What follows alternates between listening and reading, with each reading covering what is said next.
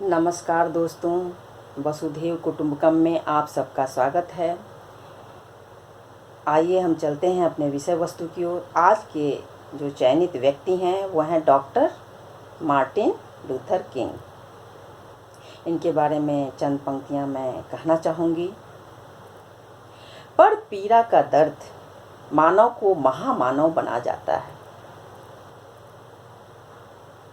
कर देता है ऐसा अद्भुत कार्य कि सत्ता हिला जाता है। अर्थात पर पीड़ा जो है मनुष्य के भीतर, वो एक ऐसी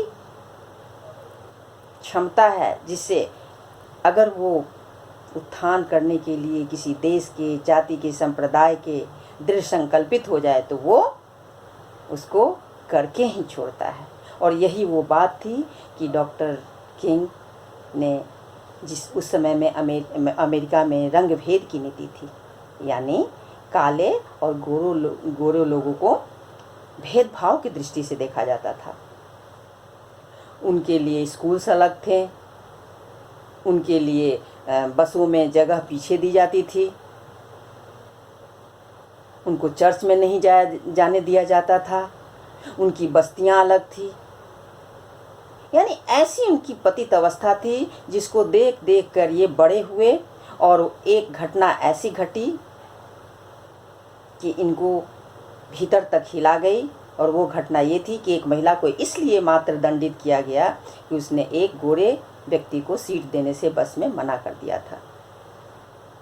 1955 में इन्होंने तब सोचा कि हमें कुछ करना है। और 1955 में उन्होंने जो एक भाषण दिया और लोगों को एकत्रित किया। ये अद्भुत वक्ता थे। जब ये भाषण देते थे तो लोग इनके भाषण को सुनने के लिए एकत्रित हो जाते थे और भीड़ ऐसी उमड़ पड़ती थी कि बस पूछिए मत। उन्होंने भाषण में अपने कहा कि आप अपने पतित अवस्था के खुद जिम्मेदार हो, आपको अपनी लड़ाई खुद लड़नी पड़ेगी और आप बसों का बहिष्कार कीजिए। निग्रो संप्रदाय के लोगों को उन्होंने समझाया कि आप बस में बैठिए ही मत। उस समय में 50,000 निग्रो संप्रदाय के लोगों ने बसों का बहिष्कार किया। और यही वो ऐसी घटना थी। तब उसके बाद क्या हुआ कि बस कंपनी की दिवाला निकलने लगी। और यही वो एक प्रमुख घटना थी जिससे पूरी दुनिया का ध्यान डॉक्टर किंग की तरफ गया कि अरे इसमें क्या क्षमता है। ये हमेशा परेशान रहते थे निग्रो जाति की, कैसे इस दुर्व्यवस्था को मैं दूर करूं। 1955 के बाद इन्होंने जब शुरू किए क्रांति की शुरुआत की, उसके बाद से निग्रो की स्थितियां सुधरने लगी। उन्हें पहले मताधिकार भी नहीं था, यानी मत भी देने का अधिकार नहीं था। अब्राहम लिंकन की बात उनके कान में हमेशा गूंजते रहती थी जब उन्होंने एक बार एक भाषण में कहा था कि तब तक अमेरिका आधा स्वतंत्र और आधा परतंत्र है जब तक निग्रो संप्रदाय के लोगों को अधिकार नहीं मिल जाते। और डॉक्टर किंग ने अपनी क्रांति को आगे बढ़ाया और वो सब हासिल किया जो इन्हें हासिल करना चाहिए।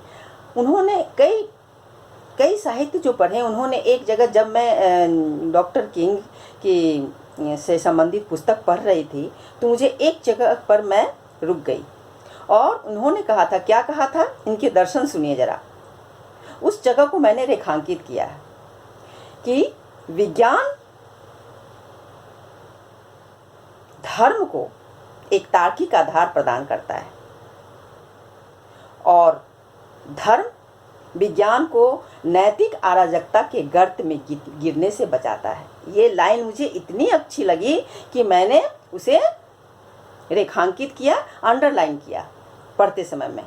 और बच्चों, मैं आपको बता दूं, ये सुक्तियाँ जो होती हैं, ये जो कथन होते हैं, सुविचार, ये जो दर्शन होते हैं अलग अलग अद्वितीय एकदम निकल के जो आते हैं, क्या वो अलग से जो साहित्यकार या लेखक होते हैं वो लिखते हैं? नहीं, वो लिखने के क्रम में लिख जाते हैं, भाषण के क्रम में बोल जाते हैं, चाहे वो संस्मरण में हो या समीक्षा में हो या किसी कहानी, उपन्यास, नाटक में हो, वो अपनी बातें लिखते जाते हैं।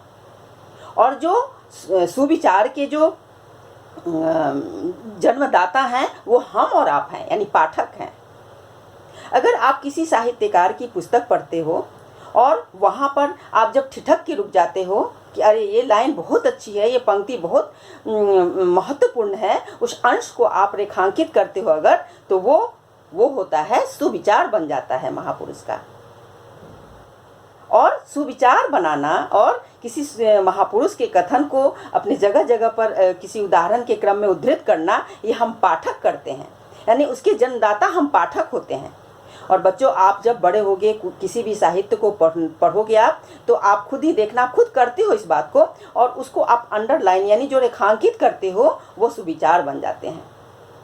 तो फिर मैं इनके सुविचार जो इन्होंने कही है, तब मैंने रेखांकित की थी कि विज्ञान, फिर से मैं दोहरा रही हूँ कि विज्ञान धर्म को एक तार्किक आधार देता है। यानी धर्म जो है, कोई भी धर्म, जैसे सूर्य ग्रहण के समय में हमें खाना क्यों नहीं खाना चाहिए, या हमें सुबह में क्यों उठना चाहिए, या अगर हम विज्ञान में हमने जो एटम बम, परमाणु बम, आणविक बम, ये जो हम बना रहे हैं, विज्ञान कहीं है ना ये। तो विज्ञान को अगर धर्म से न जोड़े तो वो नैतिक अराजकता के गर्त में विज्ञान हमें गिरा देता है। और इसका प्रमाण है आप लोग को, प्रथम, आप जानते होंगे, आपने पढ़ा भी होगा, प्रथम विश्व युद्ध और द्वितीय विश्व युद्ध पढ़ा है ना। कितना विध्वंस हुआ था, किसके बल पर हुआ था? कि हमारे पास हथियारों की होड़ थी। और वहीं क्यों हम और आगे तक जाएं, प्रथम विश्व युद्ध और द्वितीय विश्व युद्ध का ही तो परिणाम था। जापान में जो अमेरिका ने गिराया था नागासाकी और हिरोशिमा पर परमाणु बम 1945 में, जापान के हिरोशिमा और नागासाकी शहर पर गिराया था। क्यों गिराया था? क्योंकि उस समय विज्ञान को अगर नैतिकता से जोड़ा गया रहता तो इतना विध्वंस नहीं होता। इसको हम दूसरे दृष्टिकोण से भी सोच सकते हैं। जापान जो आज बहुत विकासशील देश बन चुका है, द्वितीय विश्व युद्ध में या प्रथम विश्व युद्ध में उसने बढ़ चढ़ कर हिस्सा लिया था। उसे समझ में आ गई है ये बात कि कभी भी विज्ञान को अगर विध्वंस से जोड़ के देखा जाए तो वो कभी भी मानवता के कल्याण के हेतु नहीं होता है। और तब से लेकर आज तक आपने देखा होगा और आपने समझा भी होगा कि आज तक जापान की तरफ से कहीं किसी देश पर कोई आक्रमण की सूचना हमें नहीं मिलती है। जैसे भारत देश हमारा शांति प्रिय है, उसी तरह से जापान भी बन गया है, क्योंकि जापान को उस समय की बात समझ में आ गई है कि विज्ञान केवल विध्वंस के लिए नहीं है। अगर हम उसको धर्म से ना जोड़ के देखें, अगर जापान ने या अमेरिका ने ये सोचा होता कि नहीं, ये युद्ध जो है विध्वंसक है, हथियार की होड़ में हम मानवता को कलंकित कर रहे हैं, तब ये न तो प्रथम विश्व युद्ध हुआ होता, न द्वितीय विश्व युद्ध हुआ होता, और न जापान पर अमेरिका ने परमाणु बम गिराया होता, जो आज तक जापान में उसके जो मर्म है, पीड़ा है, वहाँ लोग भुगत रहे हैं। और शायद ये लाइन मुझे बहुत अच्छी लगी और मैंने इसको इसीलिए रेखांकित किया कि हमेशा विज्ञान को हमें नैतिकता से जोड़ के देखना चाहिए, तभी हम विज्ञान को अपने विकास के लिए प्रयोग कर सकते हैं।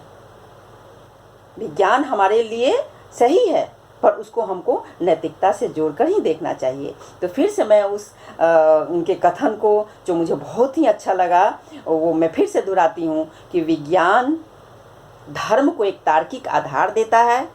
यानी धर्म को कहता है कि हम सुबह में उठें, धर्म हमें कहता है, तो विज्ञान उसका साइंटिफिक, उसका वैज्ञानिक कारण है। हमें क्यों यज्ञ करना चाहिए, हमें क्यों शंख बजानी चाहिए, है ना। और जो विज्ञान धर्म जो होता है वो विज्ञान को नैतिक अराजकता, यानी कि उसको पतित होने से नैतिक अराजकता के गर्त में गिरने से बचाता है। यानी वो अगर कोई भी विज्ञान का प्रतिध्वंसक चीज़ का अगर सोच समझकर प्रयोग करे तो कभी भी विज्ञान का दुरुपयोग नहीं कर पाएगा। तो ये सूक्ति और ये उनके कथन मुझे बहुत अच्छे लगे और तभी मैंने इसे रेखांकित किया था, और आप भी इसको ध्यान रखना। तो चलिए आज के प्रसंग में बस इतना कह के मैं अपने वाणी को विराम देती हूँ, और मिलते हैं हम अगले एपिसोड में अगले विषय वस्तु के साथ। तब तक के लिए जय हिंद, जय भारत।